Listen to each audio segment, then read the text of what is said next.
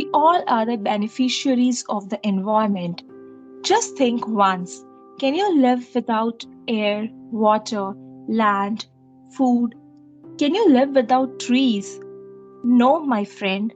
We need to coexist with the nature. But due to some human activity, we are deteriorating the environment without even realizing it. And although we are the problem, we can also be the solution. Just we need to pay attention to our daily actions. It's high time we become more environmentally conscious and ensure our daily actions are environmentally friendly. Hello and namaste from Pallavi.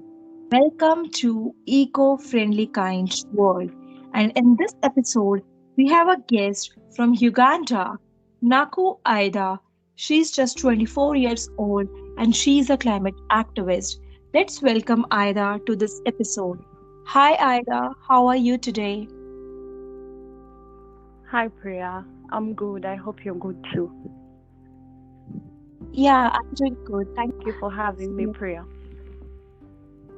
It's a sheer pleasure, Ida. So we would like to hear from you, Ida, that what made you become a climate activist? When you have started, what has motivated you? What are the activities you are doing? Please tell to our listeners. Yeah. Okay. My name is Nakku Aidah, as earlier on introduced. I'm from Uganda and I'm a gender and climate activist. So previously, I was really focusing on the gender activism, representation of women, and then I got to know about climate change in school, but it wasn't something I really focused on or something I really gave much of my time. But in 2019, I heard about Vanessa Nakate and I started to follow up her activities on social media. So when I followed Mhm. up her activities, I also decided to do my own research on this climate activism. And then I found that the effects on women, especially the women in rural areas, is really a lot. Like it's too much. So that's one of my motivating factors to start this campaign for climate justice. Yes, thank you. Mhm. That Yeah, so you got inspired by one of the climate activists, and I'm sure by listening to you, so many others will get inspired. So, yeah, that's a good start. So, can you tell our listeners about the activities which you are doing? Yes. So prior to starting climate activism on social media, I didn't actually know that, having being with your community, going out around cleaning was one of the contribution to climate action. But during the COVID, in my community, we were able to do some cleaning and fixing of the roads, picking up plastics. It was just something basic, but even if it's small, it was a big contribution towards the climate action. In my community, it's something called Mulunji Wansi, for the good of the community.